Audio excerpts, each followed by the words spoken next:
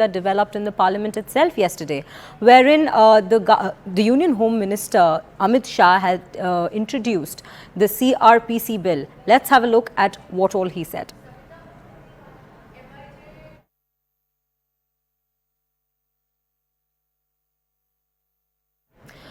Well, the government introduced 3 bills in the Lok Sabha to replace 3 criminal laws. We are taking you into the depths of what all happened yesterday in the last day of the Parliament's monsoon session. The 3 bills, which were the Indian Penal Code 1860, the Indian Evidence Act 1872 and the Criminal Procedure Act 1898, which are all British era laws.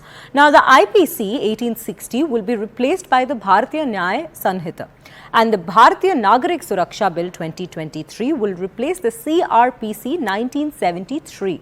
The Bharatiya Saksha Bill 2023 will govern the rules and procedures on evidence in place of the Indian Evidence Act 1872. While tabling the Bharatiya Nyaya Sanhita Bill, the Union Home Minister Amit Shah has said that laws like sedition will be revamped. Punishments for acts like secession, armed rebellions, subversive activities, separatist activities, or endangering the sovereignty or the unity and integrity of India have been added to the revised law. Shah added that the centre will also introduce the provision of the capital punishment for mob lynching and sexual assault of minors. The new bill prioritizes laws to deter crimes against women and children, giving the legal provisions more teeth. We will take a look at what all Amit Shah said yesterday in the House. Let's. राजद्रोह पर ये अंग्रेजों ने अपने शासन को बचाने के लिए एक कानून बना था। मैं इस सदन को कहना चाहता हूं, एक ऐतिहासिक निर्णय इस सरकार ने किया है। राजद्रोह को कंप्लीटली हम रिपील कर रहे हैं कि जिन्होंने भी ये कानूनों को पढ़ा होगा, इसकी प्रायोरिटी क्या थी? मानवी की हत्या से या महिला के साथ दुराचार से बड़ा कोई कानून अपराध नहीं हो सकता। सबसे पहला चैप्टर इसमें आएगा महिलाओं और बालकों के साथ अपराध। मान्यवर, मैं सदन को बताना चाहता हूं, ये तीनों कानूनों में गुलामियों की निशानी से भरे हुए कानून। सबसे पहले तो इसको ब्रिटेन की पार्लियामेंट ने पारित किया था, हमने अडॉप्ट किया था, यहीं से शुरुआत होती। मैं समझता हूं कि कोई भी कानून तभी कारगर होता है, तभी उपयुक्त होता है, तभी उसका फायदा होता है जब वो समाज और देश की चुनौतियों के अनुकूल हो। बहुत पुराने कानून थे हमारे देश में, अंग्रेज़ों के वक़्त से चले आ रहे थे और उन्होंने अपना काम किया। उसमें सारे प्रावधान बुरे नहीं थे, बहुत से प्रावधान उसके सही थे और आज भी सही हैं।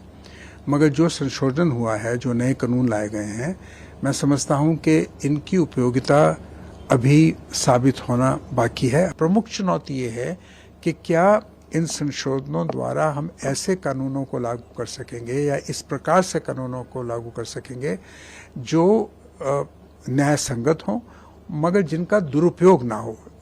जो असहाय लोग हैं या जो बेगुनाहगार लोग हैं, उनके खिलाफ कानून का दुरुपयोग ना हो, ये सुनिश्चित करना प्रमुख चुनौती है।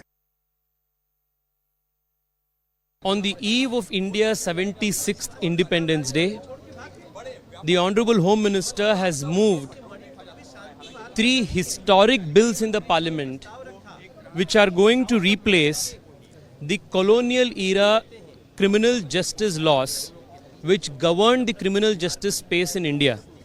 The Indian Penal Code, the CRPC and the IPC.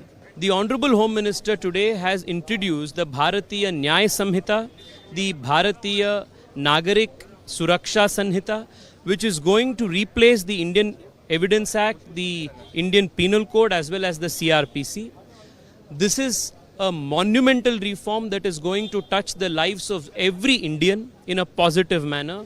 It was a long pending, long overdue issue that needed to be addressed.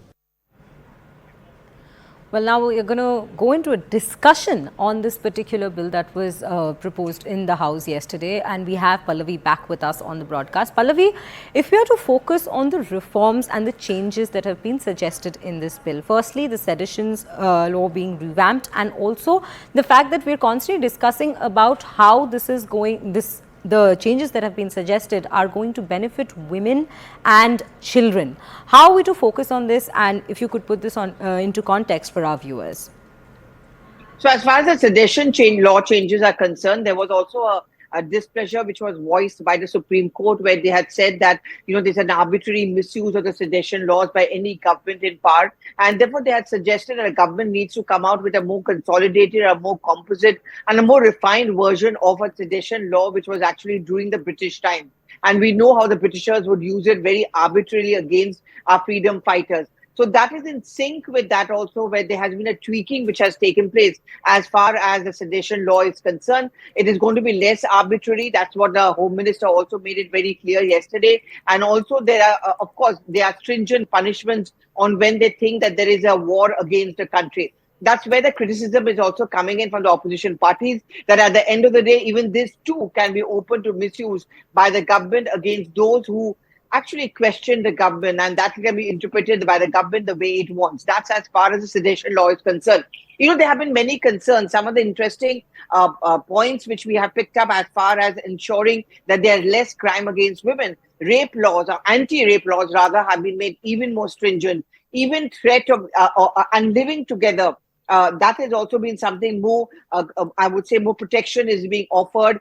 If you are proposing marriage on a fake identity, that is also going to be punishable with up to 10 years. And there's a reason for it, because there have been many recent cases where men are believed to have hidden their real identity, either in terms of their professions or either in terms of their religion. So all of this is being done to ensure that there's more women empowerment, and those who indulge in crime against women are aptly punished.